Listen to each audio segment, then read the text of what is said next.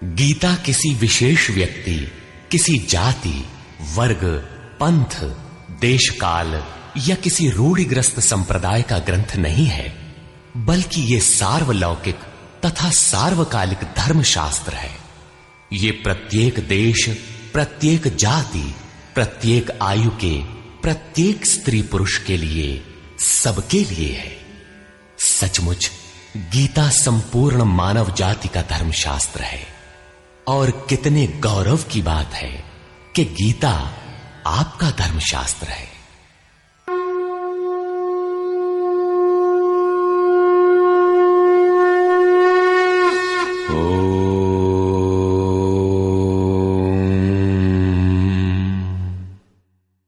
श्री परमात्मने नमः।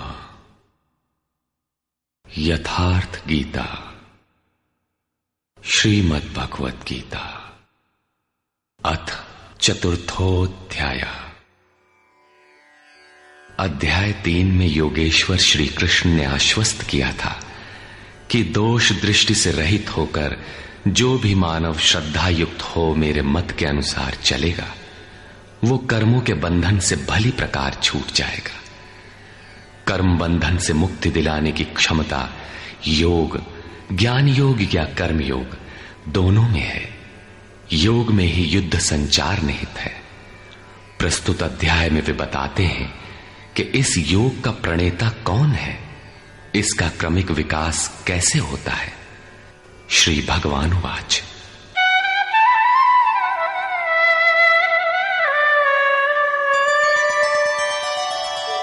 इमं विवस्वते योगं प्रोक्तवानहमव्ययम् विवस्वान्मनवे प्राह मनुरिक्ष्वाकवे ब्रवीत्।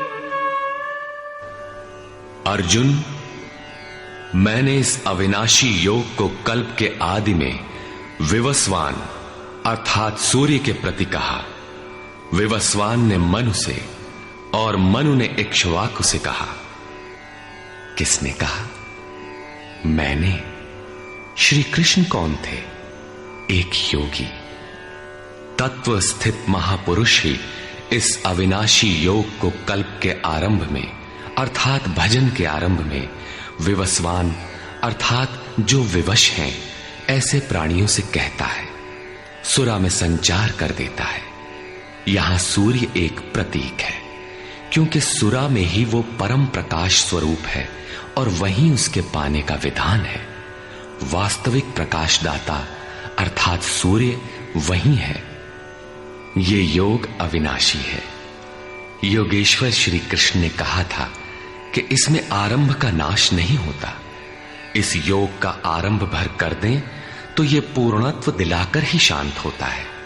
शरीर का कल्प औषधियों द्वारा होता है, किंतु आत्मा का भजन से होता है। भजन का आरंभ ही आत्मकल्प का आदि है। ये साधन भजन भी किसी महापुरुष की ही देन है। मोह निशा में अचेत आदिम मानव, जिसमें भजन का कोई संस्कार नहीं है, योग के विषय में जिसने कभी सोचा तक नहीं, ऐसा मनुष्य किसी महापुरुष को देखता है तो उनके दर्शन मात्र से, उनकी वाणी से, टूटी फूटी सेवा और सानिध्य से योग के संस्कार उसमें संचारित हो जाते हैं। गोस्वामी तुलसीदास जी इसी को कहते हैं, जे चितिये प्रभु जिन्न प्रभु हेरे, ते सब भये परम पद जोगु। योगेश्वर श्री कृष्ण कहते हैं कि ये योग मैंने आरंभ में सूर्य से कहा। चक्षोः सूर्यो अजायत। महापुरुष के दृष्टि निक्षेप मात्र से योग के संस्कार सुरा में प्रसारित हो जाते हैं। स्वयं प्रकाश, स्ववश परमेश्वर का निवास सबके हृदय में है। सुरा अर्थात श्वास के निरोध से ही उसकी प्राप्ति का विधान है। सुरा में संस्कारों का सृजन ही सूर्य के प्रति कहना है। समय आने पर यह संस्कार मन में स्फुरित होगा। यही सूर्य का मन से कहना है। मन में स्फुरित होने पर महापुरुष के उस वाक्य के प्रति इच्छा जागृत हो जाएगी। यदि मन में कोई बात है तो उसे पाने की इच्छा अवश्य होगी। यही मनु का इक्ष्वाकु से कहना है। लालसा होगी कि वो नियत कर्म करें जो अविनाशी है, जो कर्म बंधन से मोक्ष दिलाता है। ऐसा है तो किया जाए और आराधना गति पकड़ लेती है। गति पकड़कर ये योग कहां पहुंचाता है, इस पर कहते हैं, एवं परंपरा प्राप्तम इमं राजर्षयो विदुः सकाले नेह महता योगो नष्टः परंतप।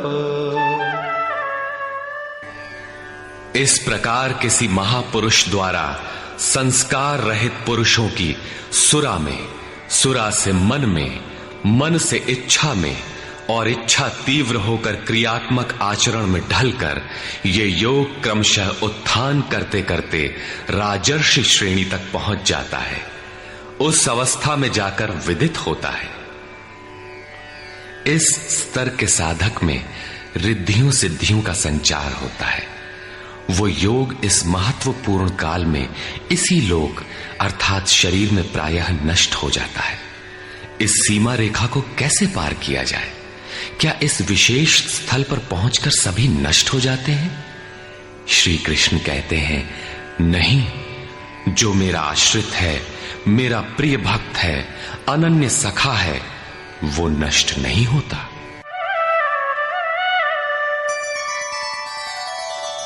स एवायं मया तेद्य योगः प्रोक्तः पुरातनः भक्तोऽसि मे सखा चेति रहस्यं ह्येतदुत्तमम्। वो ही ये पुरातन योग अब मैंने तेरे लिए वर्णन किया है, क्योंकि तू मेरा भक्त और सखा है और ये योग उत्तम रहस्यपूर्ण है। अर्जुन क्षत्रिय श्रेणी का साधक था, राजर्षि की अवस्था वाला था, जहां रिद्धियों सिद्धियों के थपेड़े में साधक नष्ट हो जाता है। इस काल में भी योग कल्याण की मुद्रा में ही है, किंतु प्रायः साधक यहां पहुंचकर लड़खड़ा जाते हैं। ऐसा अविनाशी किंतु रहस्यमय योग श्री कृष्ण ने अर्जुन से कहा, क्योंकि नष्ट होने की अवस्था में अर्जुन था ही। क्यों कहा? इसलिए कि तू मेरा भक्त है, अनन्य भाव से मेरे आश्रित है, प्रिय है, सखा है। जिस परमात्मा की हमें चाह है, वो सद्गुरु परमात्मा आत्मा से अभिन्न होकर जब निर्देशन देने लगे, तभी वास्तविक भजन आरंभ होता है। यहां प्रेरक की अवस्था में परमात्मा और सद्गुरु एक दूसरे के पर्याय हैं। जिस सतह पर हम खड़े हैं, उसी स्तर पर जब स्वयं प्रभु हृदय में उतर आए, रोकथाम करने लगे, डगमगाने पर संभालें, तभी मन वश में हो पाता है। मन बस होई तबही जब प्रेरक प्रभु बरजे। जब तक इष्ट देव रथी होकर, आत्मा से अभिन्न होकर प्रेरक के रूप में खड़े नहीं हो जाते, तब तक सही मात्रा में इस पथ में प्रवेश ही नहीं होता। वो साधक प्रत्याशी अवश्य है, लेकिन भजन उसके पास कहां? पूज्य गुरुदेव भगवान कहा करते थे, हो हम कई बार नष्ट होते होते बच गए, भगवान ने ही बचा लिया। भगवान ने ऐसे समझाया, ये कहा। हमने पूछा, महाराज जी, क्या भगवान भी बोलते हैं, बातचीत करते हैं? बोले, हां, हो, भगवान ऐसे बतियावत हैं जैसे हम तुम बतियाई, घंटों बतियाई और क्रम न टूटे। हमें उदासी हुई और आश्चर्य भी कि भगवान कैसे बोलते होंगे, ये तो बड़ी नई बात है। कुछ देर बाद महाराज जी बोले, काहे घबराता है, तो हूं से बतियाई हैं। अक्षरशः सत्य था उनका कथन, और यही सख्य भाव है। सखा की तरह वे निराकरण करते रहें, तभी इस नष्ट होने वाली स्थिति से साधक पार हो पाता है। अभी तक योगेश्वर श्री कृष्ण ने किसी महापुरुष द्वारा योग के आरंभ, इसमें आने वाले व्यवधान, उससे पार पाने का रास्ता बताया। इस पर अर्जुन ने प्रश्न किया। अर्जुन उवाच,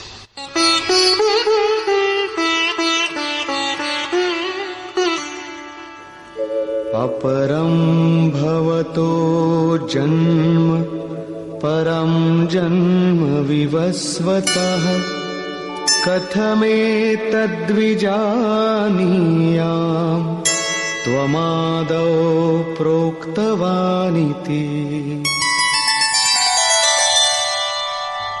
भगवान, आपका जन्म तो अपरम अब हुआ है और मेरे अंदर सुरा का संचार बहुत पुराना है, तो मैं कैसे मान लूं कि इस योग को भजन के आदि में आपने ही कहा था। इस पर योगेश्वर श्री कृष्ण महाराज बोले। श्री भगवान वाच,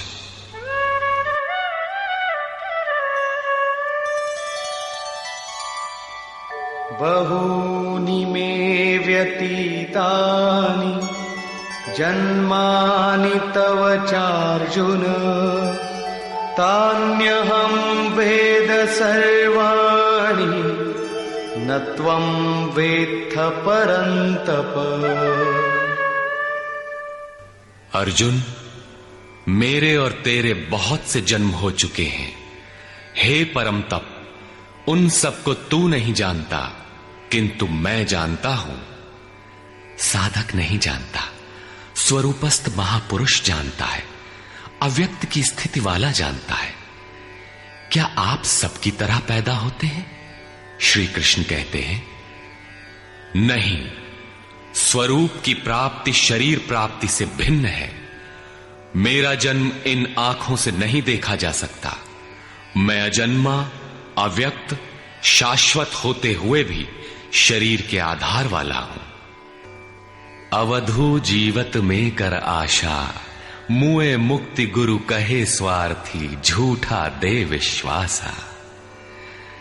शरीर के रहते ही उस परम तत्व में प्रवेश पाया जाता है। लेश मात्र भी कमी है तो जन्म लेना पड़ता है।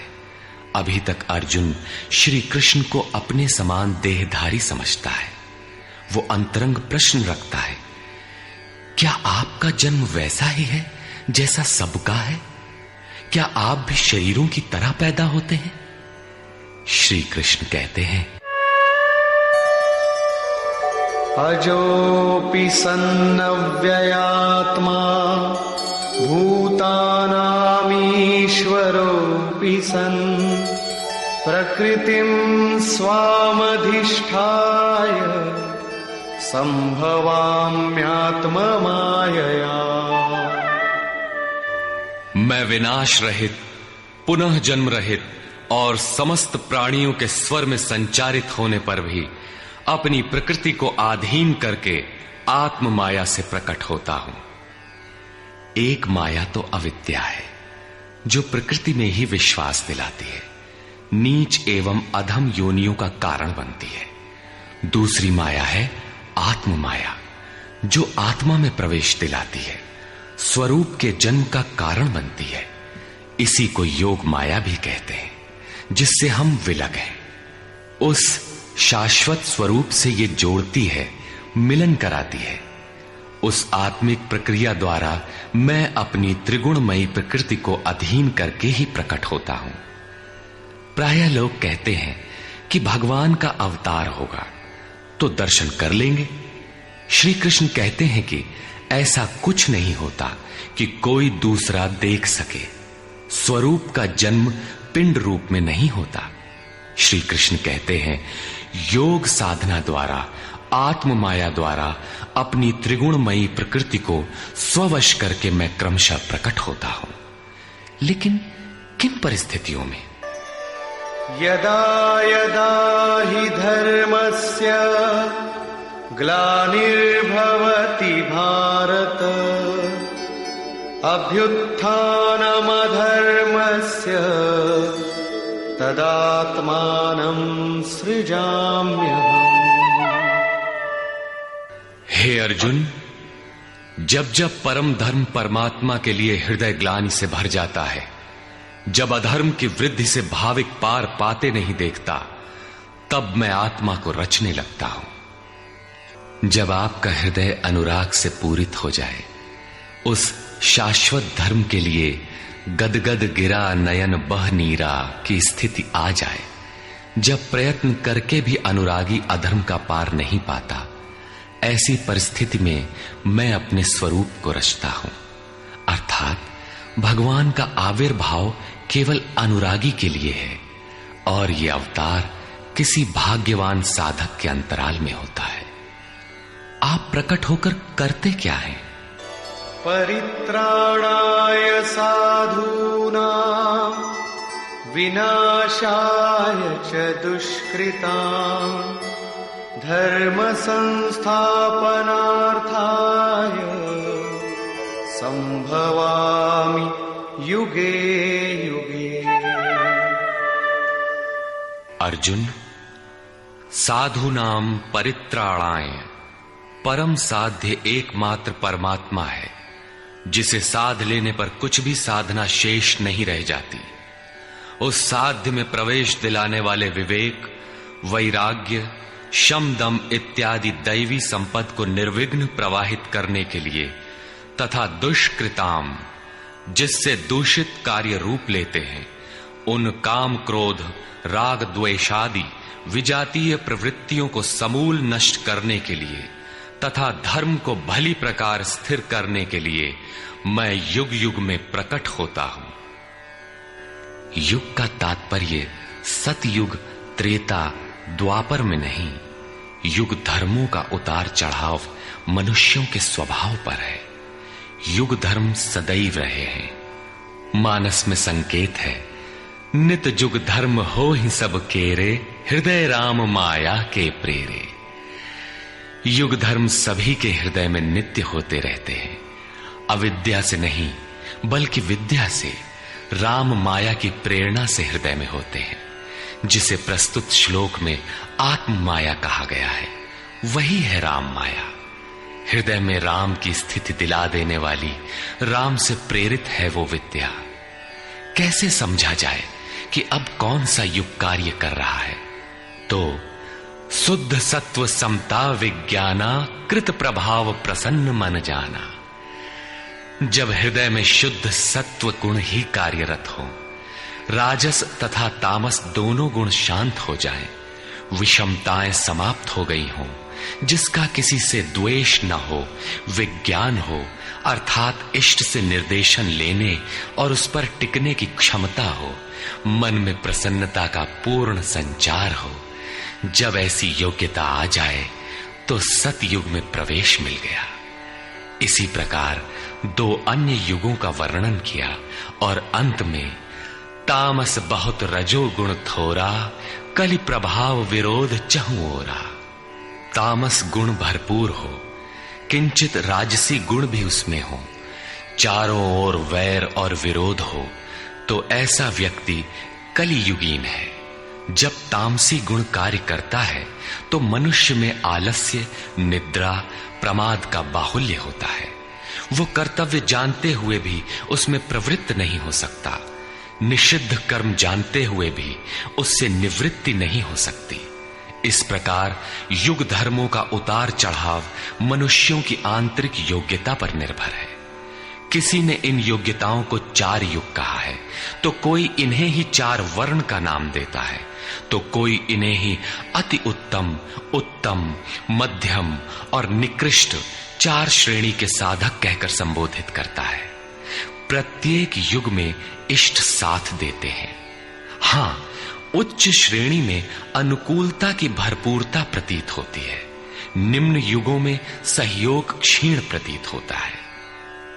संक्षेप में श्री कृष्ण कहते हैं कि साध्य वस्तु दिलाने वाले विवेक, वैराग्य इत्यादि को निर्विघ्न प्रवाहित करने के लिए तथा दूषण के कारक काम, क्रोध, राग, द्वेष इत्यादि का पूर्ण विनाश करने के लिए, परम धर्म परमात्मा में स्थिर रखने के लिए मैं युग युग में अर्थात हर परिस्थिति, हर श्रेणी में प्रकट होता हूं, बशर्ते कि ग्लानि हो। जब तक इष्ट समर्थन न दे तब तक आप समझ ही नहीं सकेंगे कि विकारों का विनाश हुआ अथवा अभी कितना शेष है। प्रवेश से पराकाष्ठा पर्यंत इष्ट हर श्रेणी में हर योग्यता के साथ रहते हैं। उनका प्राकट्य अनुरागी के हृदय में होता है। भगवान प्रकट हैं तब तो सभी दर्शन करते होंगे। श्री कृष्ण कहते हैं, नहीं। जन्म कर्म च मे दिव्यम् एवं यो वेत्ति तत्वतः त्यक्त्वा देहं पुनर्जन्म नैति मामेति सोऽर्जुन। अर्जुन, मेरा वो जन्म अर्थात ग्लानि के साथ स्वरूप की रचना तथा मेरा कर्म अर्थात दुष्कृतियों के कारणों का विनाश, साध्य वस्तु को दिलाने वाली क्षमताओं का निर्दोष संचार, धर्म की स्थिरता, ये कर्म और जन्म दिव्य अर्थात अलौकिक है, लौकिक नहीं है। इन चर्म चक्षुओं से उसे देखा नहीं जा सकता, मन बुद्धि से उसे मापा नहीं जा सकता। जब इतना गूढ़ है तो उसे देखता कौन है? केवल यो वेत्ति तत्वतः, केवल तत्वदर्शी ही मेरे इस जन्म और कर्म को देखता है और मेरा साक्षात करके वो पुनर्जन्म को नहीं प्राप्त होता बल्कि मुझे प्राप्त होता है। जब तत्वदर्शी ही भगवान के जन्म और कार्य को देख पाता है तो लोग लाखों की संख्या में भीड़ लगाए क्यों खड़े हैं कि कहीं अवतार होगा तो दर्शन करेंगे। क्या आप तत्वदर्शी हैं? महात्मा वेश में आज भी विविध तरीके से, मुख्यतः महात्मा वेश की आड़ में बहुत से लोग प्रचार करते फिरते हैं कि वे अवतार हैं, या उनके दलाल प्रचार कर देते हैं। लोग भेड़ की तरह अवतार को देखने टूट पड़ते, किंतु श्री कृष्ण कहते हैं कि केवल तत्वदर्शी ही देख पाता है। अब तत्वदर्शी किसे कहते हैं?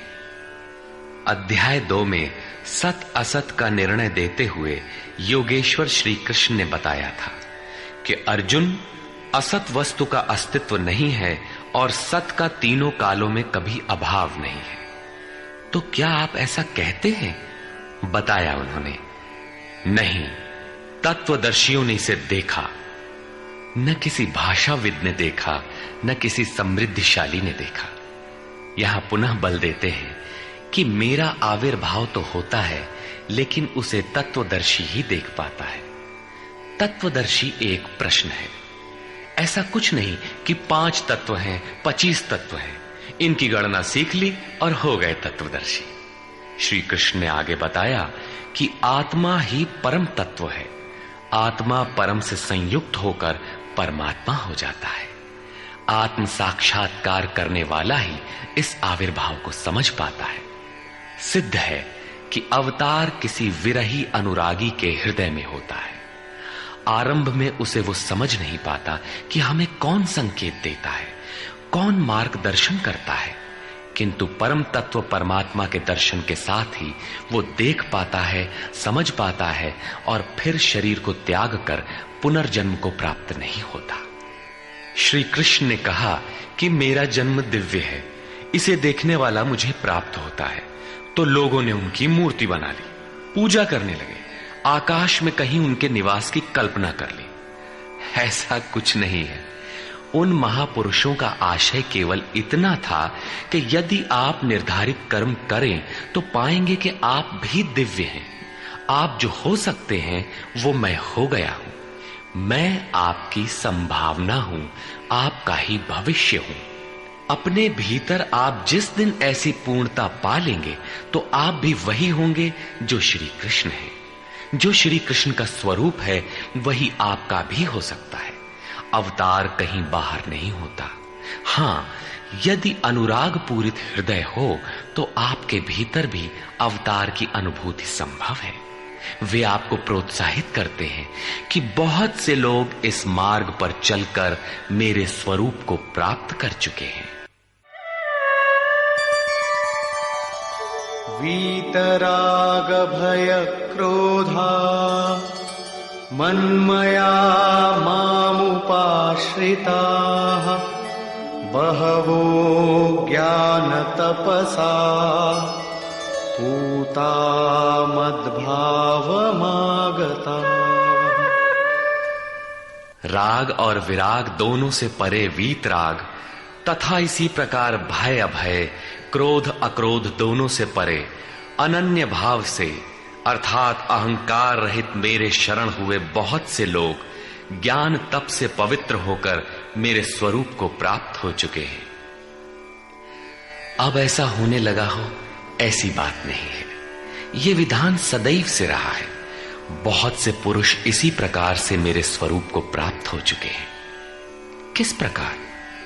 जिन जिन का हृदय अधर्म की वृद्धि देखकर परमात्मा के लिए ग्लानि से भर गया, उस स्थिति में मैं अपने स्वरूप को रचता हूं। वे मेरे स्वरूप को प्राप्त होते हैं, जिसे योगेश्वर श्री कृष्ण ने तत्व दर्शन कहा था, उसे ही अब ज्ञान कहते हैं। परम तत्व है परमात्मा, उसे प्रत्यक्ष दर्शन के साथ जानना ज्ञान है। ऐसी जानकारी वाले ज्ञानी मेरे स्वरूप को प्राप्त करते हैं। यहां यह प्रश्न पूरा हो गया। अब वे योग्यता के आधार पर भजने वालों का श्रेणी विभाजन करते हैं। ये यथा मां प्रपद्यन्ते तांस्तथैव भजाम्यहम् मम वर्त्मानुवर्तन्ते मनुष्याः पार्थ सर्वशः। पार्थ, जो मुझे जितनी लगन से जैसा भजते हैं, मैं भी उनको वैसा ही भजता हूं, उतनी ही मात्रा में सहयोग देता हूं। साधक की श्रद्धा ही कृपा बनकर उसे मिलती है। इस रहस्य को जानकर सुधीजन संपूर्ण भाव से मेरे मार्ग के अनुसार ही बरतते हैं। जैसा मैं बरतता हूं, जो मुझे प्रिय है वैसा ही आचरण करते हैं। जो मैं कराना चाहता हूं वही करते हैं। भगवान कैसे भजते हैं? वे रथी बनकर खड़े हो जाते हैं, साथ चलने लगते हैं, यही उनका भजना है। दूषित जिनसे पैदा होते हैं, उनका विनाश करने के लिए वे खड़े हो जाते हैं। सत्य में प्रवेश दिलाने वाले सद्गुणों का परित्राण करने के लिए वे खड़े हो जाते हैं। जब तक इष्ट देव हृदय से पूर्णता रथी न हो और हर कदम पर सावधान न करें, तब तक कोई कैसा ही भजनानंदी क्यों न हो, लाख आंख मूंदे, लाख प्रयत्न करे, वो इस प्रकृति के द्वंद्व से पार नहीं हो सकता। वो कैसे समझेगा कि हम कितनी दूरी तय कर चुके, कितना शेष है। इष्ट ही आत्मा से अभिन्न होकर खड़े हो जाते हैं और उसका मार्गदर्शन करते हैं कि तुम यहां पर हो, ऐसे करो, ऐसे चलो। इस प्रकार प्रकृति की खाई पाटते हुए शनैः शनैः आगे बढ़ाते हुए स्वरूप में प्रवेश दिला देंगे। भजन तो साधक को ही करना पड़ता है, किंतु उसके द्वारा इस पथ में जो दूरी तय होती है वो इष्ट की देन है। ऐसा जानकर सभी मनुष्य सर्वतोभावेन मेरा अनुसरण करते हैं। किस प्रकार वे बरतते हैं? कांक्षन्तः कर्मणां सिद्धिं यजन्त इह देवताः क्षिप्रं हि मानुषे लोके सिद्धिर्भवति कर्मजा। वे पुरुष इस मनुष्य शरीर में कर्मों की सिद्धि चाहते हुए देवताओं को पूजते हैं। कर्म कौन सा? श्री कृष्ण ने कहा, अर्जुन तू नियत कर्म कर। नियत कर्म क्या है? यज्ञ की प्रक्रिया ही कर्म है। यज्ञ क्या है? साधना की विधि विशेष, जिसमें श्वास प्रश्वास का हवन, इंद्रियों के बहिर्मुखी प्रवाह को संयमाग्नि में हवन किया जाता है, जिसका परिणाम है परमात्मा। कर्म का शुद्ध अर्थ है आराधना, जिसका स्वरूप इसी अध्याय में आगे मिलेगा। इस आराधना का परिणाम क्या है? संसिद्धिम, परम सिद्धि परमात्मा यान्ति ब्रह्म सनातनम, शाश्वत ब्रह्म में प्रवेश, परम नैष्कर्म्य की स्थिति।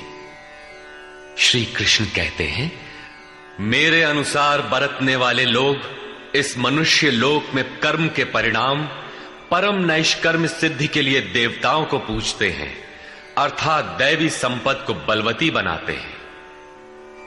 तीसरे अध्याय में उन्होंने बताया था कि इस यज्ञ द्वारा तुम देवताओं की वृद्धि करो, दैवी संपद को बलवती बनाओ। ज्यों ज्यों हृदय देश में वो दैवी संपद उन्नत होगी, त्यों ही त्यों तुम्हारी उन्नति होगी। इस प्रकार परस्पर उन्नति करते हुए परम श्रेय को प्राप्त हो जाओ। अंत तक उन्नति करते जाने की ये अंतःक्रिया है। इसी पर बल देते हुए श्री कृष्ण कहते हैं कि मेरे अनुकूल बरतने वाले लोग इस मनुष्य शरीर में कर्मों की सिद्धि चाहते हुए दैवी संपद को बलवती बनाते हैं, जिससे वो नैष्कर्म्य सिद्धि शीघ्र ही होती है। वो असफल नहीं होती, सफल ही होती है। शीघ्र का तात्पर्य, क्या कर्म में प्रवृत्ति होते ही तत्क्षण ये परम सिद्धि मिल जाती है? श्री कृष्ण कहते हैं, नहीं, इस सोपान पर क्रमशः चढ़ने का विधान है। कोई छलांग लगाकर भावातीत ध्यान जैसा चमत्कार नहीं होता। इस पर देखें, चातुर्वर्ण्यं मया सृष्टं गुणकर्म विभागशः तस्य कर्तारमपि मां विद्य कर्तारमव्ययम्। अर्जुन, चातुर्वर्ण्यम मया सृष्टम, 4 वर्णों की रचना मैंने की। तो क्या मनुष्यों को 4 भागों में बांट दिया? श्री कृष्ण कहते हैं, नहीं, गुण कर्म विभागशः, गुणों के माध्यम से कर्म को 4 भागों में बांटा। गुण एक पैमाना है, मापदंड है। तामसी गुण होगा तो आलस्य, निद्रा, प्रमाद, कर्म में न प्रवृत्त होने का स्वभाव, जानते हुए भी अकर्तव्य से निवृत्ति न हो पाने की विवशता रहेगी। ऐसी अवस्था में साधन आरंभ कैसे करें? 2 घंटे आप आराधना में बैठते हैं, इस कर्म के लिए प्रयत्नशील होना चाहते हैं, किंतु 10 मिनट भी अपने पक्ष में नहीं पाते। शरीर अवश्य बैठा है, लेकिन जिस मन को बैठना चाहिए वो हवा से बातें कर रहा है, कुतर्कों का जाल बुन रहा है, तरंग पर तरंग छाई है। तो आप बैठे क्यों हैं? समय क्यों नष्ट करते हैं? उस समय केवल परिचर्यात्मकम कर्म शूद्रस्यापि स्वभावजम, जो महापुरुष अव्यक्त की स्थिति वाले हैं, अविनाशी तत्व में स्थित हैं, उनकी तथा इस पथ पर अग्रसर अपने से उन्नत लोगों की सेवा में लग जाओ। इससे दूषित संस्कार शमन होते जाएंगे, साधना में प्रवेश दिलाने वाले संस्कार सबल होते जाएंगे। क्रमशः तामसी गुण न्यून होने पर राजसी गुणों की प्रधानता तथा सात्विक गुण के स्वल्प संचार के साथ साधक की क्षमता वैश्य श्रेणी की हो जाती है। उस समय वही साधक इंद्रिय संयम, आत्मिक संपत्ति का संग्रह स्वभावतः करने लगेगा। कर्म करते करते उसी साधक में सात्विक गुणों का बाहुल्य हो जाएगा, राजसी गुण कम रह जाएंगे, तामसी गुण शांत रहेंगे। उस समय वही साधक क्षत्रिय श्रेणी में प्रवेश पालेगा। शौर्य, कर्म में प्रवृत्त रहने की क्षमता, पीछे न हटने का स्वभाव, सब भावों पर स्वामी भाव, प्रकृति के तीनों गुणों को काटने की क्षमता उसके स्वभाव में ढल जाएगी। वही कर्म और सूक्ष्म होने पर मात्र सात्विक गुण कार्यरत रह जाने पर मन का शमन, इंद्रियों का दमन, एकाग्रता, सरलता, ध्यान, समाधि, ईश्वरीय निर्देश, आस्तिकता इत्यादि ब्रह्म में प्रवेश दिलाने वाली स्वाभाविक क्षमता के साथ वही साधक ब्राह्मण श्रेणी का कहा जाता है। ये ब्राह्मण श्रेणी के कर्म की निम्नतम सीमा है। जब वही साधक ब्रह्म में स्थित हो जाता है, उस अंतिम सीमा में वो स्वयं में न ब्राह्मण रहता है, न क्षत्रिय, न वैश्य, न शूद्र, किंतु दूसरों के मार्गदर्शन हेतु वही ब्राह्मण है। कर्म एक ही है, नियत कर्म आराधना। अवस्था भेद से इसी कर्म को ऊंची नीची 4 सीढ़ियों में बांटा। किसने बांटा? किसी योगेश्वर ने बांटा, अव्यक्त स्थिति वाले महापुरुष ने बांटा। उसके कर्ता मुझ अविनाशी को अकर्ता ही जान। क्यों?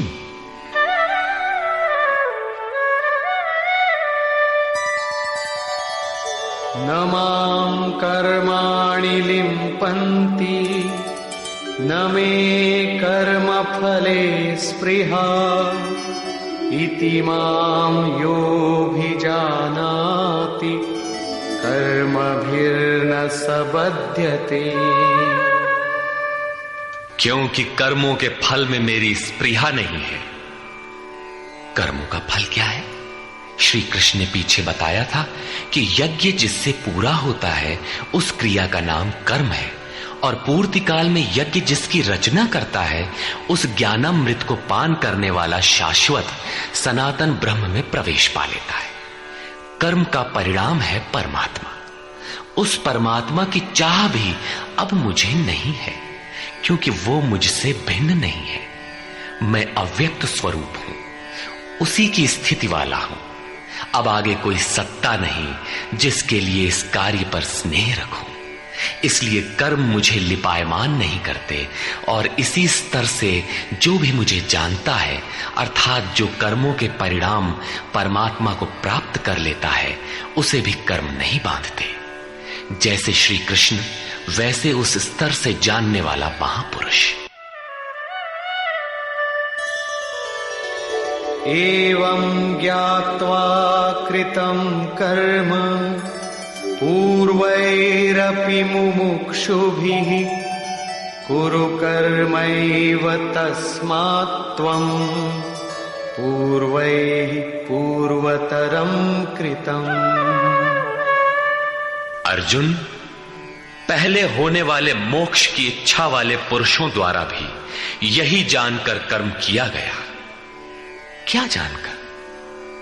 यही कि जब कर्मों का परिणाम परमात्मा भिन्न न रह जाए, कर्मों के परिणाम परमात्मा की स्पृहा न रह जाने पर उस पुरुष को कर्म नहीं बांधते।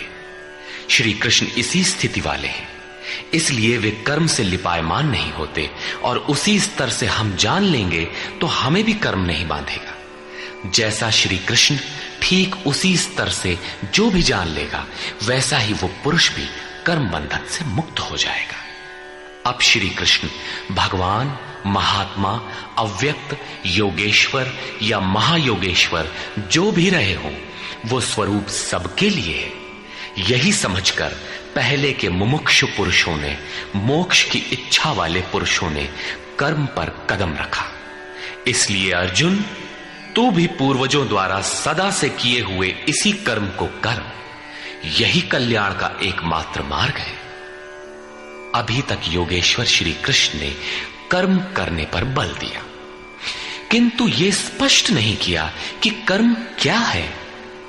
अध्याय 2 में उन्होंने कर्म का नाम मात्र लिया कि अब इसी को तू निष्काम कर्म के विषय में सुन। उसकी विशेषताओं का वर्णन किया कि यह जन्म मरण के महान भय से रक्षा करता है। कर्म करते समय सावधानी का वर्णन किया, लेकिन यह नहीं बताया कि कर्म क्या है। अध्याय 3 में उन्होंने कहा कि ज्ञान मार्ग अच्छा लगे या निष्काम कर्म योग, कर्म तो करना ही पड़ेगा। न कर्मों को त्यागने से कोई ज्ञानी होता है, और न कर्म को न आरंभ करने से कोई निष्कर्मी। हठवश जो नहीं करते वे दंभी हैं। इसलिए मन से इंद्रियों को वश में करके कर्म कर। कौन सा कर्म करें? तो बताया नियत कर्म कर। अब ये निर्धारित कर्म है कौन? तो बोले यज्ञ की प्रक्रिया ही नियत कर्म है। एक नवीन प्रश्न दिया कि यज्ञ क्या है जिसे करें तो कर्म हो जाए। वहां भी यज्ञ की उत्पत्ति बताई, उसकी विशेषताओं का वर्णन किया, किंतु यज्ञ नहीं बताया जिससे कर्म को समझा जा सके। अभी तक ये स्पष्ट नहीं हुआ कि कर्म क्या है। अब कहते हैं कि अर्जुन, कर्म क्या है, अकर्म क्या है, इस विषय में बड़े बड़े विद्वान भी मोहित हैं। उसे भली प्रकार समझ लेना चाहिए। किं कर्म किम कर्मेति कवयोप्यत्र मोहिताः तत्ते कर्म प्रवक्ष्यामि यज्ञात्वा मोक्ष्यसे शुभात्। कर्म क्या है और अकर्म क्या है, इस विषय में बुद्धिमान पुरुष भी मोहित हैं। इसलिए मैं वो कर्म तेरे लिए अच्छी तरह से कहूंगा जिसे जानकर तू अशुभात मोक्ष से, अशुभ अर्थात संसार बंधन से भली प्रकार छूट जाएगा। कर्म कोई ऐसी वस्तु है जो संसार बंधन से मुक्ति दिलाती है। इसी कर्म को जानने के लिए श्री कृष्ण पुनः बल देते हैं। कर्मणो ह्यपि बोद्धव्यम् बोद्धव्यम् च विकर्मणः अकर्मणश्च बोद्धव्यम् गहना कर्मणो गतिः।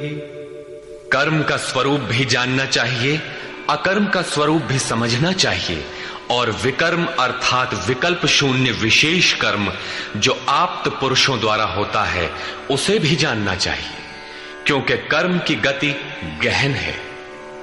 कतिपय लोगों ने विकर्म का अर्थ निषिद्ध कर्म, मन लगाकर किया गया कर्म इत्यादि किया है। वस्तुतः यहां वि उपसर्ग विशिष्टता का द्योतक है। प्राप्ति के पश्चात महापुरुषों के कर्म विकल्प शून्य होते हैं। आत्मस्थित, आत्म तृप्त, आत्मकाम महापुरुषों को न तो कर्म करने से कोई लाभ है और न छोड़ने से कोई हानि ही है। फिर भी वे पीछे वालों के हित के लिए कर्म करते हैं। ऐसा कर्म विकल्प शून्य है, विशुद्ध है, और यही कर्म विकर्म कहलाता है।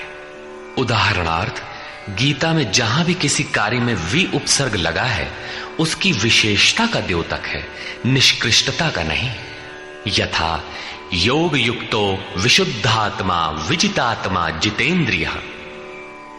अभी आपने विकर्म देखा, रहा कर्म और अकर्म, जिसे अगले श्लोक में समझने का प्रयास करें। यदि यहां कर्म अकर्म का विभाजन नहीं समझ सके तो कभी नहीं समझ सकेंगे।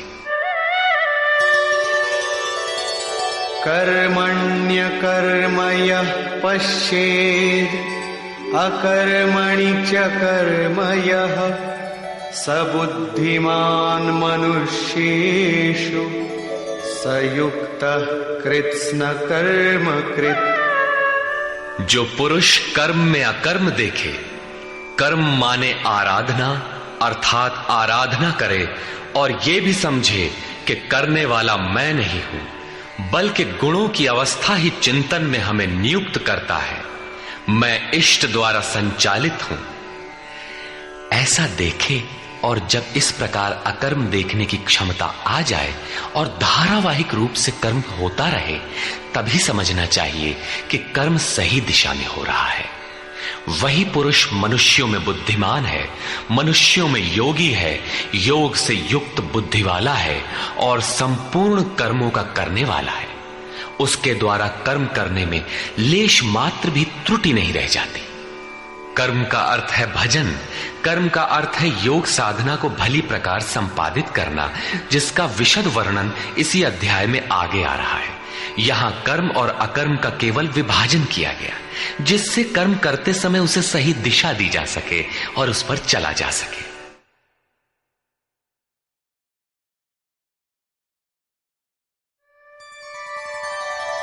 यस्य सर्वे समारंभाः कामसंकल्पवर्जिताः ज्ञानाग्निदग्धकर्माणम् तमाहुः पंडितं बुधाः। अर्जुन, यस्य सर्वे समारंभाः, जिस पुरुष के द्वारा संपूर्णता से आरंभ की हुई क्रिया काम संकल्प वर्जिता, क्रमशः उत्थान होते होते इतनी सूक्ष्म हो गई कि वासना और मन के संकल्प विकल्प से ऊपर उठ गई। कामना और संकल्पों का निरोध होना मन की विजेतावस्था है। अतः कर्म कोई ऐसी वस्तु है जो इस मन को कामना और संकल्प विकल्प से ऊपर उठा देता है। उस समय ज्ञानाग्नि दग्ध कर्माणम, अंतिम संकल्प के भी शमन के साथ, जिसे हम नहीं जानते, जिसे जानने के लिए हम इच्छुक थे, उस परमात्मा की प्रत्यक्ष जानकारी हो जाती है। क्रियात्मक पथ पर चलकर परमात्मा की प्रत्यक्ष जानकारी का नाम ही ज्ञान है। उस ज्ञान के साथ ही दग्ध कर्माणम, कर्म सदा के लिए दग्ध हो जाते हैं। जिसे पाना था पा लिया, आगे कोई सत्ता नहीं जिसकी शोध करे, इसलिए कर्म करके ढूंढे भी तो किसे। उस जानकारी के साथ कर्म की आवश्यकता समाप्त हो जाती है। ऐसी स्थिति वालों को ही बोध स्वरूप महापुरुषों ने पंडित कहकर संबोधित किया है। उनकी जानकारी पूर्ण है। ऐसी स्थिति वाला महापुरुष करता क्या है, रहता कैसे है, उसकी रहनी पर प्रकाश डालते हैं। त्यक्त्वा कर्मफलासंगम नित्य तृप्तो निराश्रयः कर्मण्यभिप्रवृत्तोऽपि नैव किंचित् करोति सः। अर्जुन, वह पुरुष सांसारिक आश्रय से रहित होकर नित्य वस्तु परमात्मा में ही तृप्त रहकर कर्मों के फल परमात्मा की आसक्ति को भी त्याग कर कर्म में अच्छी प्रकार बरतता हुआ भी कुछ नहीं करता। निराशीर्यत चित्तात्मा त्यक्त सर्व परिग्रहः शारीरं केवलं कर्म कुर्वन्नाप्नोति किल्बिषम्। जिसने अंतःकरण और शरीर को जीत लिया है, भोगों की संपूर्ण सामग्री जिसने त्याग दी है, ऐसे आशा रहित पुरुष का शरीर केवल कर्म करता दिखाई भर पड़ता है। वस्तुतः वो करता धरता कुछ नहीं, इसलिए पाप को प्राप्त नहीं होता। वो पूर्णत्व को प्राप्त है, इसलिए आवागमन को प्राप्त नहीं होता।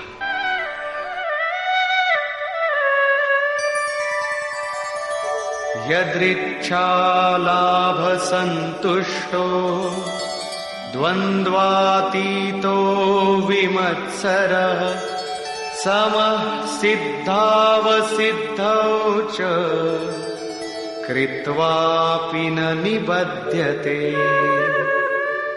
अपने आप जो कुछ भी प्राप्त हो उसी में संतुष्ट रहने वाला, सुख दुख, राग द्वेष और हर्ष शोकादि द्वंद्वों से परे, विमत्सरः, ईर्ष्या रहित तथा सिद्धि और असिद्धि में समभाव वाला पुरुष कर्मों को करके भी नहीं बंधता। सिद्धि अर्थात जिसे पाना था वो अब भिन्न नहीं है और वो कभी विलग भी नहीं होगा, इसलिए असिद्धि का भी भय नहीं है। इस प्रकार सिद्धि और असिद्धि में समभाव वाला पुरुष कर्म करके भी नहीं बंधता। कौन सा कर्म वो करता है? वही नियत कर्म, यज्ञ की प्रक्रिया। इसी को दोहराते हुए कहते हैं,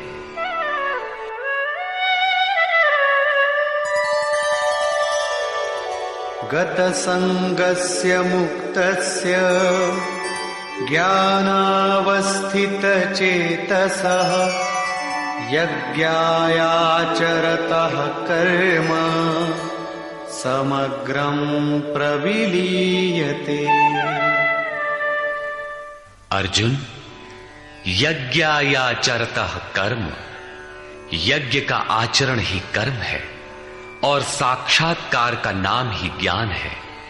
इस यज्ञ का आचरण करके साक्षात्कार के साथ ज्ञान में स्थित संग दोष और आसक्ति से रहित मुक्त पुरुष के संपूर्ण कर्म भली प्रकार विलीन हो जाते हैं। वे कर्म कोई परिणाम उत्पन्न नहीं कर पाते, क्योंकि कर्मों का फल परमात्मा उनसे भिन्न नहीं रह गया। अब फल में कौन सा फल लगेगा, इसलिए उन मुक्त पुरुषों को अपने लिए कर्म करने की आवश्यकता समाप्त हो जाती है। फिर भी लोक संग्रह के लिए वे कर्म करते ही हैं और करते हुए भी वे इन कर्मों से लिप्त नहीं होते। जब करते हैं तो लिप्त क्यों नहीं होते?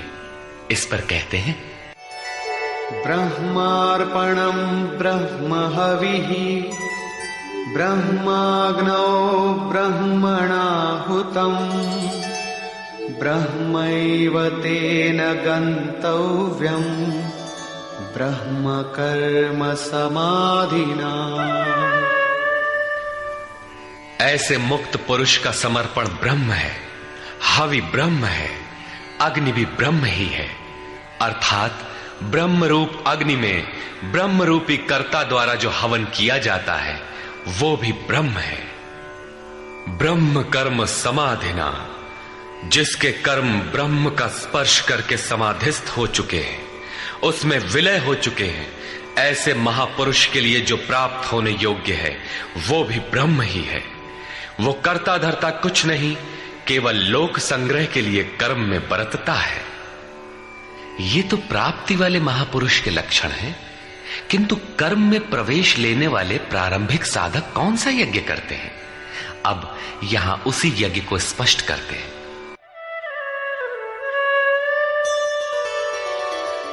दैवमेवापरे यज्ञं योगिनः पर्युपासते ब्रह्माग्नावपरे यज्ञं यज्ञेनैवोपजुह्वति। गत श्लोक में योगेश्वर श्री कृष्ण ने परमात्म स्थित महापुरुषों के यज्ञ का निरूपण किया, किंतु दूसरे योगी जो अभी उस तत्व में स्थित नहीं हुए हैं, क्रिया में प्रवेश करने वाले हैं, वे आरंभ कहां से करें? इस पर कहते हैं कि दूसरे योगी लोग दैवम यज्ञम अर्थात दैवी संपद को अपने हृदय में बलवती बनाते हैं, जिसके लिए ब्रह्मा का निर्देश था कि इस यज्ञ द्वारा तुम लोग देवताओं की उन्नति करो। ज्यों-ज्यों हृदय देश में दैवी संपद अर्जित होगी, वही तुम्हारी प्रगति होगी और क्रमशः परस्पर उन्नति करके परम श्रेय को प्राप्त करो। दैवी संपद को हृदय देश में बलवती बनाना प्रवेशिका श्रेणी के योगियों का यज्ञ है। वो दैवी संपद अध्याय 16 के आरंभिक 3 श्लोकों में वर्णित है। जो हैं तो सब में केवल महत्वपूर्ण कर्तव्य समझकर उनकी जागृति करें, उनमें लगे। इन्हीं को इंगित करते हुए योगेश्वर ने कहा कि अर्जुन, तू शोक मत कर, क्योंकि तू दैवी संपद को प्राप्त हुआ है।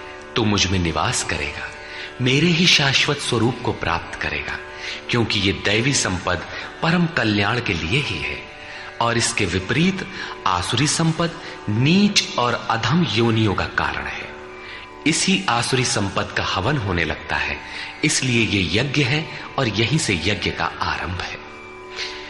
दूसरे योगी ब्रह्माग्नौ पर ब्रह्म परमात्म रूप अग्नि में यज्ञ के द्वारा ही यज्ञ का अनुष्ठान करते हैं। श्री कृष्ण ने आगे बताया कि इस शरीर में अधियज्ञ मैं हूं। यज्ञों का अधिष्ठाता अर्थात यज्ञ जिसमें विलय होते हैं वो पुरुष मैं हूं। श्री कृष्ण एक योगी थे, सद्गुरु थे। इस प्रकार दूसरे योगी जन ब्रह्म रूपी अग्नि में यज्ञ अर्थात यज्ञ स्वरूप सद्गुरु को उद्देश्य बनाकर यज्ञ का अनुष्ठान करते हैं। सारांशतः सद्गुरु के स्वरूप का ध्यान करते हैं। श्रोत्रादीनीन्द्रियाण्यन्ये संयमाग्निषु जुह्वति शब्दादीन् विषयानन्य इंद्रियाग्निषु जुह्वति। अन्य योगी जन श्रोत्रादिक अर्थात श्रोत्र, नेत्र, त्वचा, जिह्वा, नासिका सब इंद्रियों को संयम रूपी अग्नि में हवन करते हैं, अर्थात इंद्रियों को विषयों से समेटकर संयत कर लेते हैं। यहां आग नहीं जलती, जैसे अग्नि में डालने से हर वस्तु भस्मसात हो जाती है, ठीक इसी प्रकार संयम ही एक अग्नि है जो इंद्रियों के संपूर्ण बहिर्मुखी प्रवाह को दग्ध कर देता है। दूसरे योगी लोग शब्दादिक अर्थात शब्द, स्पर्श, रूप, रस और गंध विषयों को इंद्रिय रूपी अग्नि में हवन कर देते हैं, अर्थात उनका आशय बदलकर साधना परक बना लेते हैं। साधक को संसार में रहकर ही तो भजन करना है। सांसारिक लोगों के भले बुरे शब्द उससे टकराते ही रहते हैं। विषयोत्तेजक ऐसे शब्दों को सुनते ही साधक उनके आशय को योग, वैराग्य सहायक, वैराग्योत्तेजक भावों में बदलकर इंद्रिय रूपी अग्नि में हवन कर देते हैं। जैसे कि एक बार अर्जुन अपने चिंतन में रत था, अकस्मात उसके कर्ण कुहरों में संगीत लहरी झंझना उठी। उसने सिर उठाकर देखा तो उर्वशी खड़ी थी, जो एक वेश्या थी। सभी उसके रूप पर मुग्ध हो झूम रहे थे, किंतु अर्जुन ने उसे स्नेहिल दृष्टि से मातृवत देखा। उस शब्द रूप से मिलने वाले विकार विलीन हो गए, इंद्रियों के अंतराल में ही समाहित हो गए। यहां इंद्रिय ही अग्नि है। अग्नि में डाली हुई वस्तु जैसे भस्मसात हो जाती है, उसी प्रकार आशय बदलकर इष्ट के अनुकूल ढाल लेने पर विषयोत्तेजक रूप, रस, गंध, स्पर्श और शब्द भी भस्म हो जाते हैं। साधक पर कुप्रभाव नहीं डाल पाते। साधक इन शब्दादिकों में रुचि नहीं लेता, इन्हें ग्रहण नहीं करता। इन श्लोकों में अपरे, अन्य शब्द एक ही साधक की ऊंची नीची अवस्थाएं हैं। एक ही यज्ञकर्ता का ऊंचा नीचा स्तर है, न कि अपरे अपरे कहने से कोई अलग अलग यज्ञ। सर्वाणि इंद्रिय कर्माणि प्राणकर्माणि चापरे आत्मसंयम योगाग्नौ जुह्वति ज्ञान दीपिते। अभी तक योगेश्वर ने जिस यज्ञ की चर्चा की, उसमें क्रमशः दैवी संपत्ति को अर्जित किया जाता है। इंद्रियों की संपूर्ण चेष्टाओं का संयम किया जाता है। बलात् विषयोत्तेजक शब्दादिकों के टकराने पर भी उनका आशय बदलकर उनसे बचा जाता है। इससे उन्नत अवस्था होने पर दूसरे योगी जन संपूर्ण इंद्रियों की चेष्टाओं तथा प्राण के व्यापार को साक्षात्कार सहित ज्ञान से प्रकाशित परमात्म स्थिति रूपी योगाग्नि में हवन करते हैं। जब संयम की पकड़ आत्मा के साथ तद्रूप हो जाती है, प्राण और इंद्रियों का व्यापार भी शांत हो जाता है, उस समय विषयों को उद्दीप्त करने वाली और इष्ट में प्रवृत्ति दिलाने वाली दोनों धाराएं आत्मसात हो जाती हैं। परमात्मा में स्थिति मिल जाती है, यज्ञ का परिणाम निकल आता है। ये है यज्ञ की पराकाष्ठा। जिस परमात्मा को पाना था उसी में स्थिति आ गई तो शेष क्या रहा। पुनः योगेश्वर श्री कृष्ण यज्ञ को भली प्रकार समझाते हैं। द्रव्य यज्ञास्तपो यज्ञा योग यज्ञास्तथा परे स्वाध्याय ज्ञान यज्ञाश्च यतयः संशित व्रता। अनेक लोग द्रव्य यज्ञ करते हैं, अर्थात आत्मपथ में महापुरुषों की सेवा में पत्र पुष्प अर्पण करते हैं। वे समर्पण के साथ महापुरुषों की सेवा में द्रव्य लगाते हैं। श्री कृष्ण आगे कहते हैं कि भक्ति भाव से पत्र पुष्प फल जल जो कुछ भी मुझे देता है उसे मैं खाता हूं और उसका परम कल्याण सृजन करने वाला होता हूं। ये भी यज्ञ ही है। हर आत्मा की सेवा करना, भूले हुए को आत्मपथ पर लाना द्रव्य यज्ञ है, क्योंकि प्राकृतिक संस्कारों को जलाने में समर्थ है। इसी प्रकार कई पुरुष तपोयज्ञ स्वधर्म पालन में इंद्रियों को तपाते हैं, अर्थात स्वभाव से उत्पन्न क्षमता के अनुसार यज्ञ की निम्न और उन्नत अवस्थाओं के बीच तपते हैं। इसी पथ की अल्पज्ञता में पहली श्रेणी का साधक शूद्र परिचर्या द्वारा, वैश्य दैवी संपद के संग्रह द्वारा, क्षत्रिय काम क्रोधादि के उन्मूलन द्वारा और ब्राह्मण ब्रह्म में प्रवेश की योग्यता के स्तर से इंद्रियों को तपाता है। सबको एक जैसा परिश्रम करना पड़ता है। वास्तव में यज्ञ एक ही है, अवस्था के अनुसार ऊंची नीची श्रेणियां गुजरती जाती है। पूज्य महाराज जी कहते थे, मन सहित इंद्रियों और शरीर को लक्ष्य के अनुरूप तपाना ही तप कहलाता है। ये लक्ष्य से दूर भागेंगे, इन्हें समेट कर उधर ही लगाओ। अनेक पुरुष योग यज्ञ का आचरण करते हैं। प्रकृति में भटकती हुई आत्मा का प्रकृति से परे परमात्मा से मिलन का नाम योग है। योग की परिभाषा अध्याय 6/23 में दृष्टव्य है। सामान्यतः दो वस्तुओं का मिलन योग कहलाता है। कागज से कलम मिल गया, थाली और मेज मिल गए तो क्या योग हो गया? नहीं, ये तो पंचभूतों से निर्मित पदार्थ है, एक ही है, दो कहां? दो प्रकृति और पुरुष हैं। प्रकृति में स्थित आत्मा अपने ही शाश्वत रूप परमात्मा में प्रवेश पा जाता है तो प्रकृति पुरुष में विलीन हो जाती है। यही योग है। अतः अनेक पुरुष इस मिलन में सहायक शम, दम इत्यादि नियमों का भली प्रकार आचरण करते हैं। योग यज्ञ करने वाले तथा अहिंसादि तीक्ष्ण व्रतों से युक्त यत्नशील पुरुष स्वाध्याय ज्ञान यज्ञाश्च, स्वयं का अध्ययन, स्वरूप का अध्ययन करने वाले ज्ञान यज्ञ के कर्ता है। यहां योग के अंगों अर्थात यम, नियम, आसन, प्राणायाम, प्रत्याहार, धारणा, ध्यान और समाधि, इनको अहिंसादि तीक्ष्ण व्रतों से निर्दिष्ट किया गया है। अनेक लोग स्वाध्याय करते हैं।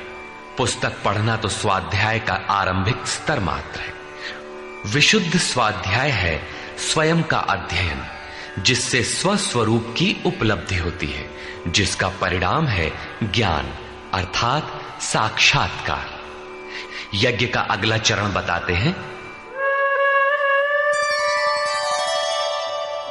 अपाने जुह्वति प्राणम, प्राणे पानम तथा परे, प्राणापान गतिरुद्ध्वा प्राणायाम परायणा। बहुत से योगी अपान वायु में प्राण वायु का हवन करते हैं और उसी प्रकार प्राण वायु में अपान वायु का हवन करते हैं। इससे सूक्ष्म अवस्था हो जाने पर अन्य योगी जन प्राण और अपान दोनों की गति रोककर प्राणायाम के परायण हो जाते हैं। जिसे श्री कृष्ण प्राण अपान कहते हैं, उसी को महात्मा बुद्ध अनापान कहते हैं। इसी को उन्होंने श्वास प्रश्वास भी कहा है। प्राण वो श्वास है जिसे आप भीतर खींचते हैं और अपान वो श्वास है जिसे आप बाहर छोड़ते हैं। योगियों की अनुभूति है कि आप श्वास के साथ बाह्य वायुमंडल के संकल्प भी ग्रहण करते हैं और प्रश्वास में इसी प्रकार आंतरिक भले बुरे चिंतन की लहर फेंकते रहते हैं। बाह्य किसी संकल्प का ग्रहण न करना प्राण का हवन है तथा भीतर संकल्पों को न उठने देना अपान का हवन है। न भीतर से किसी संकल्प का स्फुरण हो और न ही बाह्य दुनिया में चलने वाले चिंतन अंदर क्षोभ उत्पन्न कर पाए। इस प्रकार प्राण और अपान दोनों की गति सम हो जाने पर प्राणों का याम अर्थात निरोध हो जाता है। यही प्राणायाम है। ये मन की विजितावस्था है। प्राणों का रुकना और मन का रुकना एक ही बात है। प्रत्येक महापुरुष ने इस प्रकरण को लिया है। वेदों में इसका उल्लेख है, चत्वारि वाक पारमिता पदानि। इसी को पूज्य महाराज जी कहा करते थे। हो, एक ही नाम को 4 श्रेणियों से जपा जाता है, बैखरी, मध्यमा, पश्यंती और परा। बैखरी उसे कहते हैं जो व्यक्त हो जाए, नाम का इस प्रकार उच्चारण हो कि आप सुने और बाहर कोई बैठा हो तो उसे भी सुनाई पड़े। मध्यमा अर्थात मध्यम स्वर में जप, जिसे केवल आप ही सुने, बगल में बैठा हुआ व्यक्ति भी उस उच्चारण को सुन न सके। ये उच्चारण कंठ से होता है। धीरे धीरे नाम की धुन बन जाती है, डोर लग जाती है। साधना और सूक्ष्म हो जाने पर पश्यंती अर्थात नाम देखने की अवस्था आ जाती है। फिर नाम को जपा नहीं जाता, यही नाम श्वास में ढल जाता है। मन को दृष्टा बनाकर खड़ा कर दें, देखते बर रहें कि सांस कहती क्या है, सांस आती है कब, बाहर निकलती है कब, कहती है क्या। महापुरुषों का कहना है कि ये सांस नाम के सिवाय और कुछ कहती ही नहीं। साधक नाम का जप नहीं करता, केवल उससे उठने वाली धुन को सुनता है, सांस को देखता भर है, इसलिए इसे पश्यंती कहते हैं। पश्यंती में मन को दृष्टा के रूप में खड़ा करना पड़ता है, किंतु साधन और उन्नत हो जाने पर सुनना भी नहीं पड़ता। एक बार सुरत लगा भर दे, स्वतः सुनाई देगा। जपय न जपावे अपने से आवे, न स्वयं जपो न मन को सुनने के लिए बाध्य करो, और जप चलता रहे। इसी का नाम है अजपा। ऐसा नहीं कि जप प्रारंभ ही न करे और आ गई अजपा। यदि किसी ने जप नहीं प्रारंभ किया तो अजपा नाम की कोई वस्तु भी उसके पास नहीं होगी। अजपा का अर्थ है हम न जपें किंतु जाप हमारा साथ न छोड़े। एक बार सुरत का कांटा लगा भर दें तो जप प्रवाहित हो जाए और अनवरत चलता रहे। इस स्वाभाविक जप का नाम है अजपा, और यही है परावाणी का जप। ये प्रकृति से परे तत्व परमात्मा में प्रवेश दिलाती है। इसके आगे वाणी में कोई परिवर्तन नहीं है। परम का दिग्दर्शन करा के उसी में विलीन हो जाती है, इसलिए इसे परा कहते हैं। मन श्वास के साथ जुड़ा है। जब श्वास पर दृष्टि है, श्वास में नाम ढल चुका है, भीतर से न तो किसी संकल्प का उत्थान है और न बाह्य वायुमंडल के संकल्प भीतर प्रवेश कर पाते हैं। यही मन पर विजय की अवस्था है। इसी के साथ यज्ञ का परिणाम निकल आता है। अपरे नियताहाराः प्राणान् प्राणेषु जुह्वति सर्वेप्येते यज्ञविदो यज्ञक्षपितकल्मषाः। दूसरे नियमित आहार करने वाले प्राण को प्राणों में ही हवन करते हैं। पूज्य महाराज जी कहा करते थे कि योगी का आहार दृढ़, आसन दृढ़ और निद्रा दृढ़ होनी चाहिए। आहार विहार पर नियंत्रण बहुत आवश्यक है। ऐसे अनेक योगी प्राण को प्राण में ही हवन कर देते हैं, अर्थात श्वास लेने पर ही ध्यान केंद्रित रखते हैं, प्रश्वास पर ध्यान नहीं देते। सांस आई तो सुना ओम, पुनः सांस आई तो ओम सुनते रहें। इस प्रकार यज्ञों द्वारा नष्ट पाप वाले ये सभी पुरुष यज्ञ के जानकार हैं। इन निर्दिष्ट विधियों में से यदि कहीं से भी करते हैं तो वे सभी यज्ञ के ज्ञाता हैं। अब यज्ञ का परिणाम बताते हैं।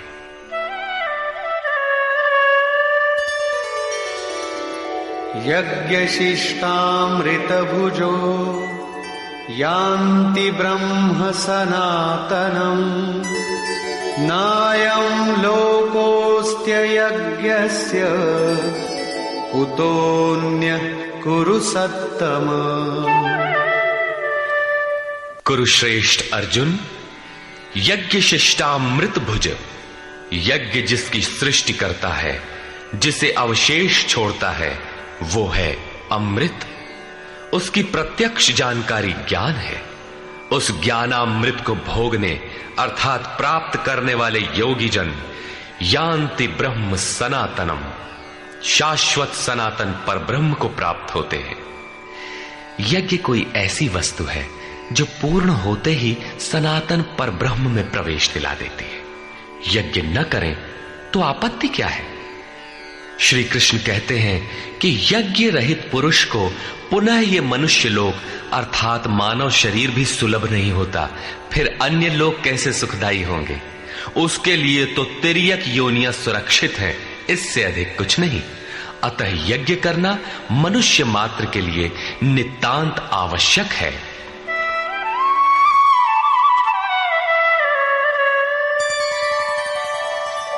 एवं बहुविधा यज्ञा वितता ब्रह्मणो मुखे कर्मजान् विद्धितान् सर्वान् एवं ज्ञात्वा विमोक्ष्यसे।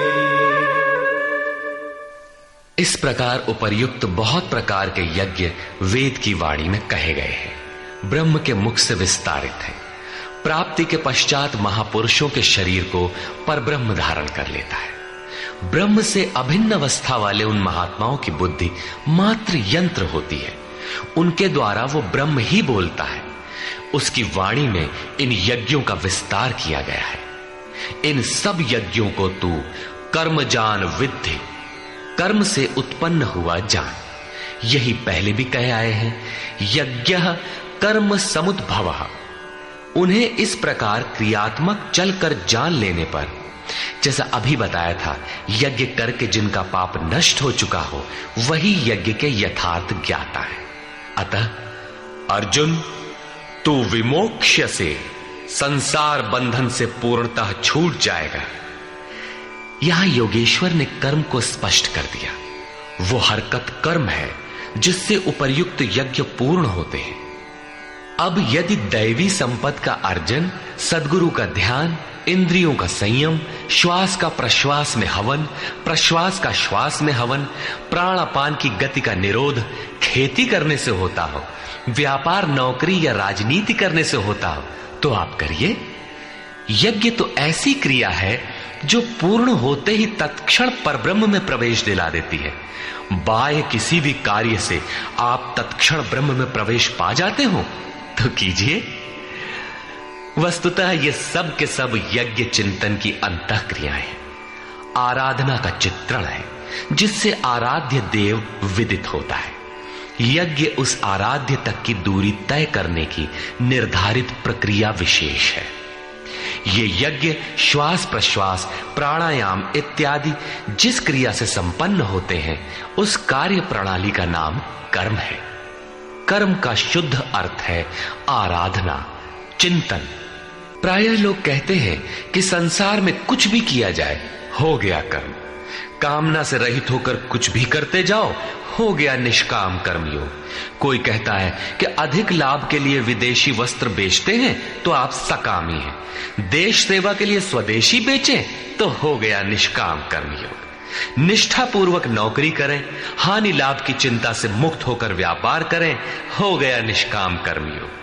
जय पराजय की भावना से मुक्त होकर युद्ध करें, चुनाव लड़ें, हो गए निष्कर्मी।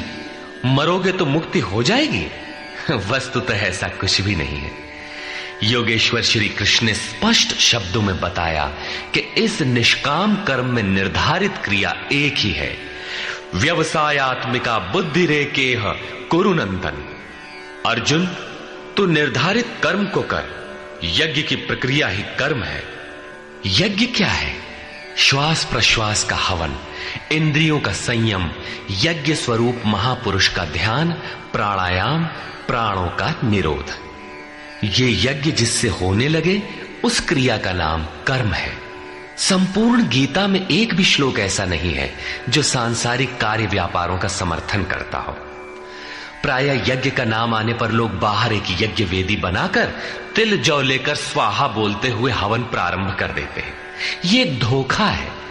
द्रव्य यज्ञ दूसरा है जिसे श्री कृष्ण ने कई बार कहा, किंतु पशु बलि, वस्तुदाह इत्यादि से इसका कोई संबंध नहीं है।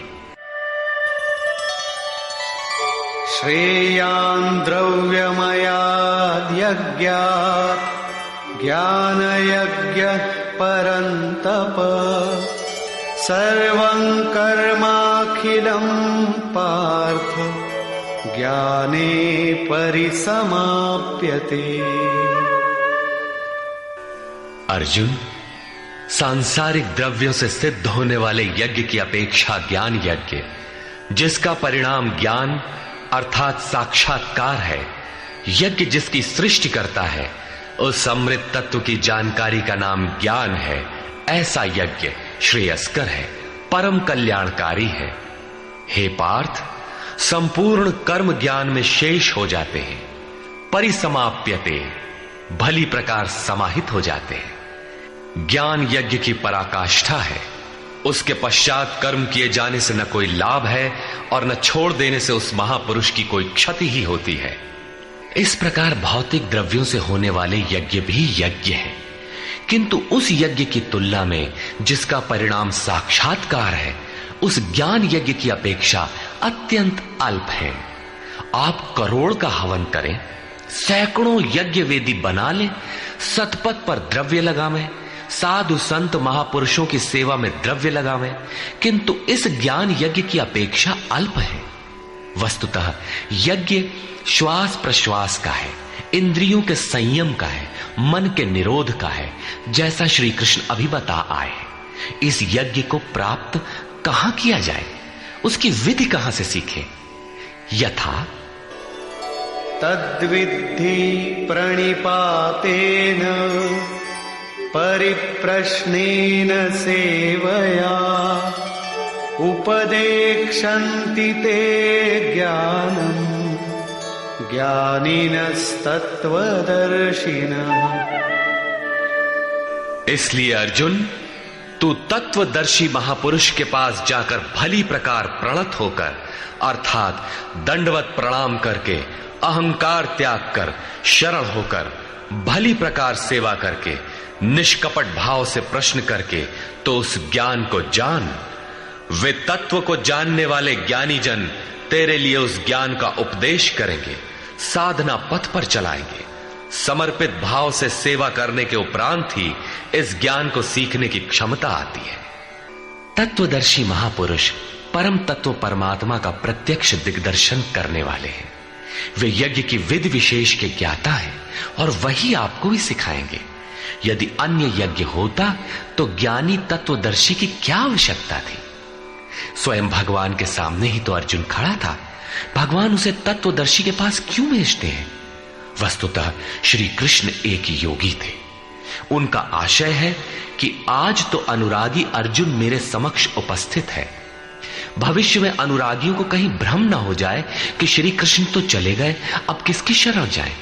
इसलिए उन्होंने स्पष्ट किया कि तत्वदर्शी के पास जाओ, वे ज्ञानी जन तुझे उपदेश देंगे और यज्ञात्वा न पुनर्मोहम् एवं यास्यसि पांडव येन भूतान्यशेषेण द्रक्ष्यस्यात्मन्यथो मयि। उस ज्ञान को उनके द्वारा समझकर तू इस प्रकार फिर कभी मोह को प्राप्त नहीं होगा।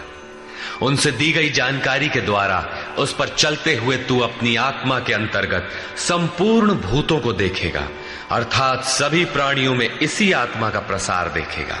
जब सर्वत्र एक ही आत्मा के प्रसार को देखने की क्षमता आ जाएगी, उसके पश्चात तू मुझ में प्रवेश करेगा। अतः उस परमात्मा को पाने का साधन तत्व स्थित महापुरुष के द्वारा है। ज्ञान के संबंध में, धर्म और शाश्वत सत्य के संबंध में श्री कृष्ण के अनुसार किसी तत्वदर्शी से ही पूछने का विधान है।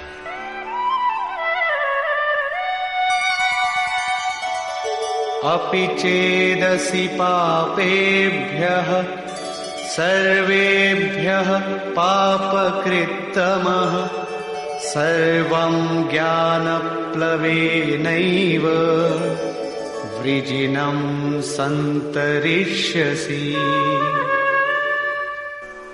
यदि तू सब पापियों से भी अधिक पाप करने वाला है, तब भी ज्ञान रूपी नौका द्वारा सभी पापों से निसंदेह भली प्रकार तर जाएगा। इसका आशय आप ये न लगा ले कि अधिक से अधिक पाप करके कभी भी तर जाएंगे। श्री कृष्ण का आशय मात्र यही है कि कहीं आप भ्रम में न रहे कि हम तो बड़े पापी हैं, हमसे पार नहीं लगेगा।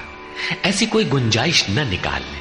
इसलिए श्री कृष्ण प्रोत्साहन और आश्वासन देते हैं कि सब पापियों के पापों के समूह से भी अधिक पाप करने वाला हो, फिर भी तत्वदर्शियों से प्राप्त ज्ञान रूपी नौका द्वारा तू निसंदेह संपूर्ण पापों को अच्छी प्रकार पार कर जाएगा। किस प्रकार?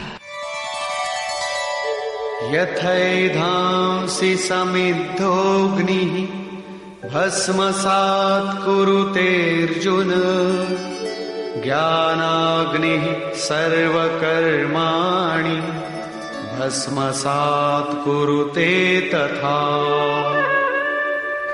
अर्जुन, जिस प्रकार प्रज्वलित अग्नि ईंधन को भस्म कर देता है, ठीक उसी प्रकार ज्ञान रूपी अग्नि संपूर्ण कर्मों को भस्म कर देता है।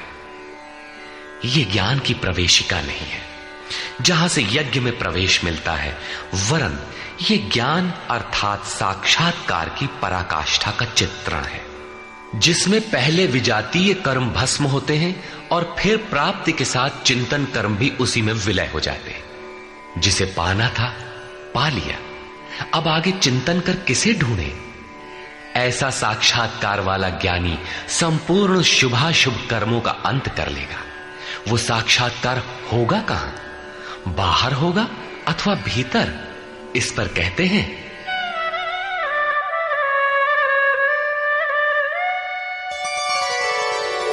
नहि ज्ञानेन सदृशं पवित्रमिह विद्यते तत्स्वयं योग संसिद्धः कालेनात्मनि विन्दति। इस संसार में ज्ञान के समान पवित्र करने वाला निसंदेह कुछ भी नहीं है।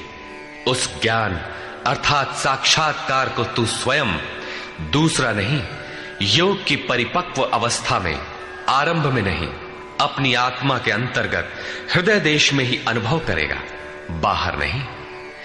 इस ज्ञान के लिए कौन सी योग्यताएं अपेक्षित हैं? योगेश्वर के ही शब्दों में, श्रद्धावान लभते ज्ञानम् तत्परः संयतेन्द्रियः ज्ञानं लब्ध्वा परां शान्तिम् अचिरेणाधिगच्छति। श्रद्धावान, तत्पर तथा संयतेंद्रिय पुरुष ही ज्ञान प्राप्त कर पाता है। भावपूर्वक जिज्ञासा नहीं है तो तत्वदर्शी की शरण जाने पर भी ज्ञान नहीं प्राप्त होता। केवल श्रद्धा ही पर्याप्त नहीं है। श्रद्धावान शिथिल प्रयत्न भी हो सकता है। अतः महापुरुष द्वारा निर्दिष्ट पथ पर तत्परता से अग्रसर होने की लगन आवश्यक है। इसके साथ ही संपूर्ण इंद्रियों का संयम अनिवार्य है। जो वासनाओं से विरत नहीं है उसके लिए साक्षात्कार अर्थात ज्ञान की प्राप्ति कठिन है। केवल श्रद्धावान आचरणरत संयतेंद्रिय पुरुष ही ज्ञान प्राप्त करता है। ज्ञान को प्राप्त कर वो तत्क्षण परम शांति को प्राप्त हो जाता है, जिसके पश्चात कुछ भी पाना शेष नहीं रहता। और जहां श्रद्धा नहीं है, अज्ञश्चा श्रद्धानश्च संशयात्मा विनश्यति नायं लोकोऽस्ति न परो न सुखं संशयात्मनः। अज्ञानी जो यज्ञ के विधि विशेष से अनभिज्ञ है एवं श्रद्धा रहित तथा संशय युक्त पुरुष इस परमार्थ पथ से भ्रष्ट हो जाता है। उनमें भी संशय युक्त पुरुष के लिए न तो सुख है, न पुनः मनुष्य शरीर है और न परमात्मा ही। अतः तत्वदर्शी महापुरुष के पास जाकर इस पथ के संशयों का निवारण कर लेना चाहिए, अन्यथा वे वस्तु का परिचय कभी नहीं पाएंगे। फिर पाता कौन है? योग संन्यस्त कर्माणम् ज्ञान संच्छिन्न संशयम् आत्मवन्तं न कर्माणि निबध्नन्ति धनंजय। जिसके कर्म योग द्वारा भगवान में समाहित हो चुके हैं, जिसका संपूर्ण संशय परमात्मा की प्रत्यक्ष जानकारी द्वारा नष्ट हो गया है, परमात्मा से संयुक्त ऐसे पुरुष को कर्म नहीं बांधते। योग के द्वारा ही कर्मों का शमन होगा, ज्ञान से ही संशय नष्ट होगा। इसीलिए श्री कृष्ण कहते हैं,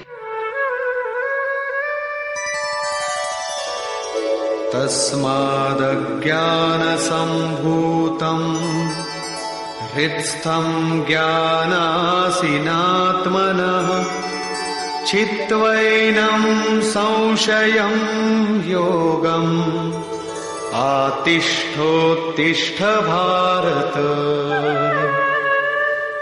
इसलिए भरतवंशी अर्जुन, तू योग में स्थित हो और अज्ञान से उत्पन्न हुए हृदय में स्थित अपने संशय को ज्ञान रूपी तलवार से काट युद्ध के लिए खड़ा हो। जब साक्षात्कार में बाधक संशय शत्रु मन के भीतर है तो बाहर कोई किसी से क्यों लड़ेगा? वस्तुतः जब आप चिंतन पथ पर अग्रसर होते हैं तब संशय से उत्पन्न बाह्य प्रवृत्तियां बाधा के रूप में स्वाभाविक है। ये शत्रु के रूप में भयंकर आक्रमण करती है। संयम के साथ यज्ञ की विधि विशेष का आचरण करते हुए इन विकारों का पार पाना ही युद्ध है, जिसका परिणाम परम शांति है। यही अंतिम विजय है, जिसके पीछे हार नहीं है।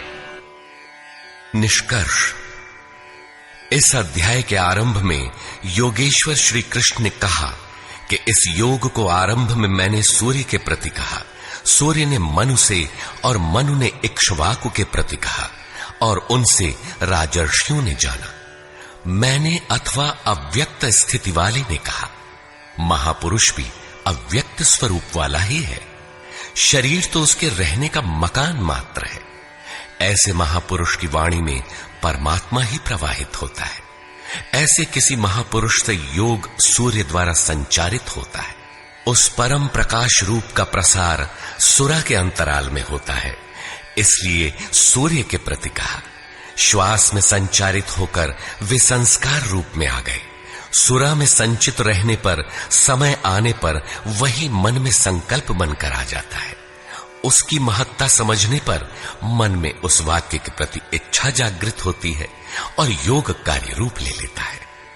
क्रमशः उत्थान करते करते यह योग रिद्धियों सिद्धियों की राजर्षित्व श्रेणी तक पहुंचने पर नष्ट होने की स्थिति में जा पहुंचता है।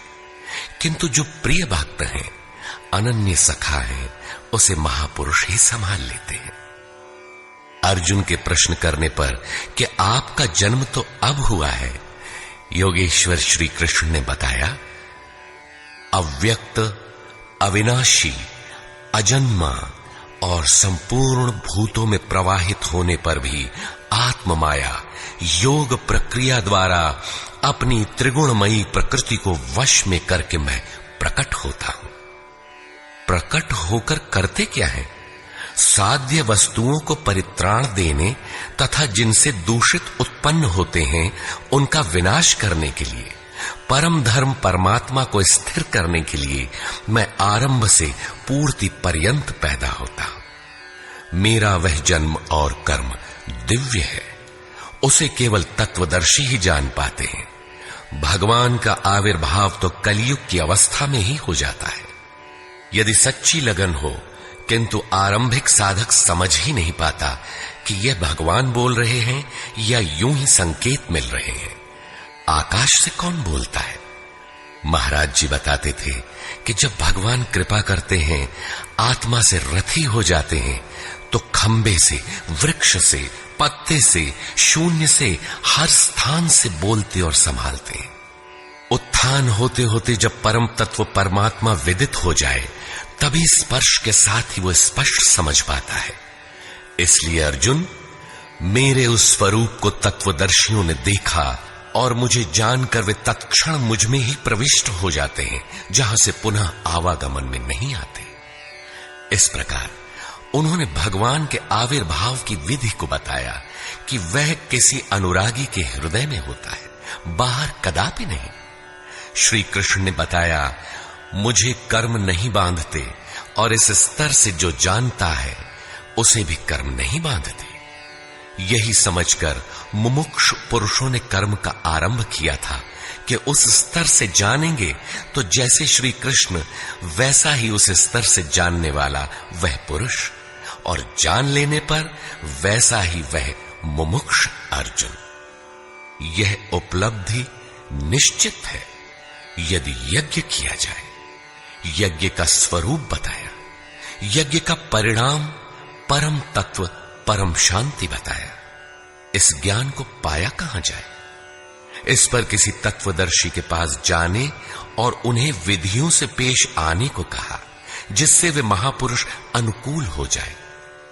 योगेश्वर ने स्पष्ट किया कि वह ज्ञान तू स्वयं आचरण करके पाएगा, दूसरे के आचरण से तुझे नहीं मिलेगा। वह भी योग की सिद्धि के काल में प्राप्त होगा, प्रारंभ में नहीं। वह ज्ञान अर्थात साक्षात्कार हृदय देश में होगा, बाहर नहीं। श्रद्धालु, तत्पर, संयतेंद्रिय एवं संशय रहित पुरुष ही इसे प्राप्त करता है।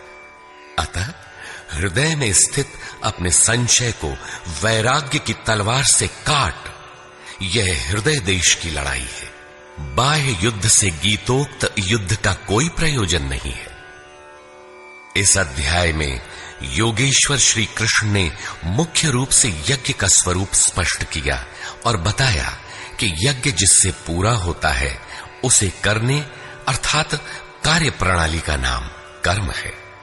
कर्म को भली प्रकार इसी अध्याय में स्पष्ट किया।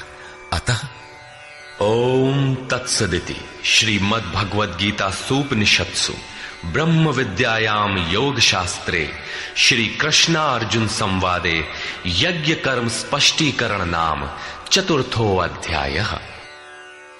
इस प्रकार स्वामी अड़गड़ानंद कृत श्रीमद् भगवद गीता के भाष्य यथार्थ गीता का चौथा अध्याय पूर्ण होता है। हरि ओम तत्सत।